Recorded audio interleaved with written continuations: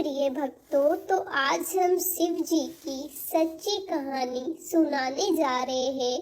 तो कहानी पूरी जरूर सुने, आधी अधूरी ना छोड़े, वरना आपको पाप लगेगा। आइए सुनते हैं। एक गांव में हरिया नाम का एक व्यक्ति रहता था। वह गांव में जाल बिछाकर चिड़िया, कबूतर, तोता और अन्य पक्षियों को पकड़ता था। फिर उन्हें पिंजरे में बंद करके रख लेता और गांव के बाजार में बेच देता था। हरिया के घर में उसकी पत्नी शोभा भगवान शिव की भक्त थी। वह दिन रात भगवान शिव की पूजा करती थी। शोभा अपने पति के काम से खुश नहीं थी। एक दिन उसने हरिया से कहा, सुनो जी, तुम जिन पक्षियों को पकड़कर बेचते हो, उन्हें कितनी तकलीफ होती होगी। उसकी बात सुनकर हरिया हंसने लगा और उसने कहा, तुझे कैसे पता इन्हें तकलीफ होती है? इन्हें बाजार में बेचने से मुझे अच्छे पैसे मिलते हैं। ये सुनकर शोभा रोने लगी। उसने कहा, आपको शायद ये नहीं पता कि इन भोले बेजुबान पक्षियों की हाय हमें लग रही है। इसी कारण हमारे कोई संतान नहीं है। मैं दिन रात भगवान शिव की पूजा करती हूँ, लेकिन फिर भी हमें संतान के सुख से वंचित है। तब हरिया ने कहा, मैं ये सब नहीं मानता, तू भी इसके बारे में सोचना छोड़ दे। ये कहकर हरिया पक्षी पकड़ने चला जाता है। शाम को हरिया पिंजरे में पक्षियों को लेकर आता है और झोपड़ी में रख देता है। अगले दिन फिर से हरिया पक्षियों को पकड़ने चला जाता है। तभी कोई घर का दरवाजा खटखटाता है। शोभा दरवाजा खोल कर देखती है तो उसके सामने एक ब्राह्मण अपनी पत्नी के साथ खड़ा था। शोभा उनसे कहती है, महाराज, आप लोग कौन हैं? तब ब्राह्मण कहता है, बेटी, हम बहुत दूर से कुछ दिन इस गांव के शिव मंदिर में अमर कथा वाचने आए हैं, इसलिए घर घर जाकर उसको निमंत्रण दे रहे हैं। तुम भी कल से अपने परिवार के साथ कथा सुनने आना। ये सुनकर शोभा बहुत खुश हुई। उसने कहा, हे ब्राह्मण देवता, मेरे तो भाग्य खुल गए। ऐसा अवसर तो किस्मत वालों को मिलता है, परंतु आप दोनों की रहने की व्यवस्था कहाँ है? तब ब्राह्मण ने कहा, बेटी, मंदिर के पंडित जी ने हमारा रहने का इंतजाम मंदिर में ही कर दिया है और इस गांव में जो भी हमें सम्मान और प्यार से भोजन करवाएगा, हम भोजन कर लेंगे। ये सुनकर शोभा की आंखों से आंसू बहने लगे। उसने रोते हुए कहा, महाराज, मैं बहुत गरीब हूँ, लेकिन मेरी इच्छा है कि जब तक आप इस गांव में रहे, आप मेरे घर में भोजन करें, परंतु मेरे घर में रूखा सूखा है जो आपको पसंद नहीं आएगा। ये सुनकर ब्राह्मण की पत्नी बोली, बेटी, तुम चिंता मत करो। यदि तुम्हारी इच्छा हमें भोजन कराने की है, तो हर दिन हम तुम्हारे घर में ही भोजन करेंगे। तुम्हारे रूखे सूखे एक निवाले से हम तृप्त हो जाएंगे। ये सुनकर शोभा बहुत खुश हो गई।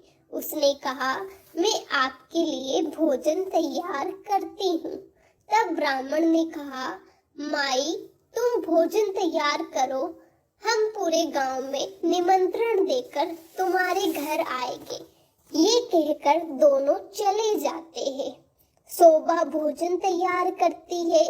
कुछ समय बीत जाने के बाद दोनों पति पत्नी शोभा के घर भोजन करने आ जाते हैं।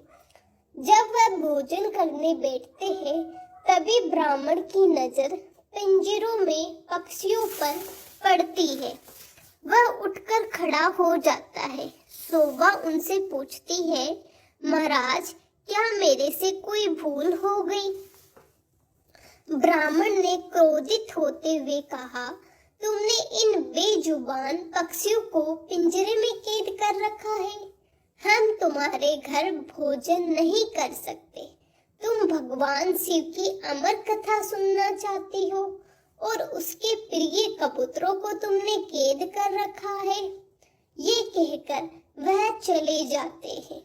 शोभा उनके पैर पकड़ लेती है और कहती है, हे ब्राह्मण देवता, मेरे घर से रुष्ट होकर ना जाइए। मैं तो वैसे भी संतान सुख से वंचित हूँ। अगर आप भी बिना भोजन किए चले गए तो मेरा सर्वनाश निश्चित है। ये पक्षी मेरे पति ने पकड़े हैं। मैं अभी इन्हें आजाद कर देती हूँ। ये कहकर वह बाहर जाकर सारे पक्षियों को आजाद कर देती है। ये देखकर ब्राह्मण पत्नी सहित भोजन करता है और शोभा को सौभाग्यवती और पुत्रवती होने का आशीर्वाद देकर चले जाते हैं। शाम को जब हरिया आता है, वह पंजरा खाली देखकर शोभा से पूछता है। तब शोभा उसे सारी घटना बता देती है। हरिया गुस्से में कहता है, मैं इतनी मेहनत से पक्षी पकड़ कर लाया हूँ और तूने सब उड़ा दिए। आज के बाद किसी को भोजन पर मत बुलाना। तब शोभा कहती है, मैंने तो उन दोनों को 7 दिन का न्योता दे दिया है। अब मैं पीछे नहीं हट सकती। उन्होंने मुझे सौभाग्यवती और पुत्रवती होने का आशीर्वाद दिया है।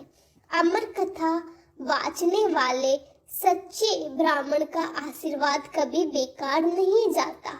अगर उन्हें भोजन नहीं कराया और उन्होंने गुस्से में श्राप दे दिया तो हमारा सर्वनाश हो जाएगा। आप केवल 7 दिन तक पक्षियों को मत पकड़ना, बाद में जो चाहे करना। हरिया को हार कर उसकी बात माननी ही पड़ी। वह भी मन से 7 दिन घर पे ही रहने लगा। हर दिन ब्राह्मण और उसकी पत्नी भोजन करा के उनके आने से पहले हरिया घर से चला जाता। उसे ये सब पसंद नहीं था। शाम के समय शोभा कथा सुनने जाती। वह हरिया से भी चलने को कहती, लेकिन हरिया मना कर देता। इस तरह 6 दिन बीत गए।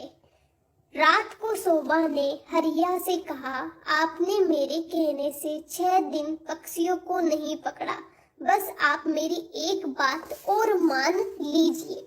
हरिया ने कहा, क्या बात है? वैसे भी मैं केवल कल ही घर पर रुकूंगा, परसों तो अपने काम पर जाऊंगा। तब शोभा ने कहा, कल अमर कथा समाप्त हो जाएगी। मैं चाहती हूँ आप कल मेरे साथ मंदिर में कथा सुनने चले और वहां से वापस आने के बाद ब्राह्मण और उसकी पत्नी को अंतिम बार भोजन करा उन्हें उनसे आशीर्वाद ले।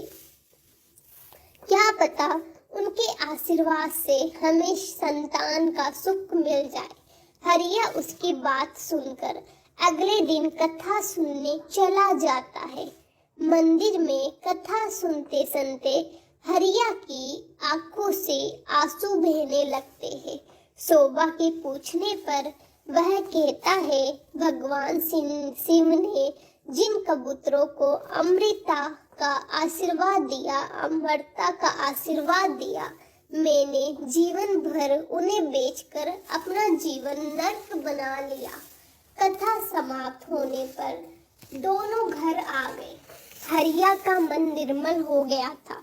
उसने शोभा से कहा, मैं आज से ही ये काम छोड़ दूंगा और मेहनत मजदूरी करूंगा। कुछ देर बाद ब्राह्मण और उनकी पत्नी भोजन करने आए। हरिया ने उनका स्वागत किया उन्हें भोजन करवाया। उसके बाद हरिया ने अपने मन की सारी बात कर उनके सामने रख दी। तब ब्राह्मण और उनकी पत्नी भगवान शिव और पार्वती के रूप में प्रकट हो जाते हैं। भगवान शिव कहते हैं, तुम्हारी पत्नी की भक्ति देखकर हम तुम्हें संतान सुख देना चाहते हैं, किंतु तुम्हारे पाप के कारण ये संभव नहीं था, इसलिए हमें तुम्हारा मन बदलने के लिए भेष बदलकर यहाँ आना पड़ा। ये सुनकर दोनों पति पत्नी रोने लगते हैं और उनके चरणों में गिर जाते हैं। भगवान शिव और पार्वती उन्हें पुत्रवती होने का आशीर्वाद देकर चले जाते हैं। भगवान के आशीर्वाद से उनके घर एक सुंदर कन्या का जन्म होता है। कन्या के आने के बाद उनके दिन बदल जाते हैं। वह काफी धनवान हो जाते हैं।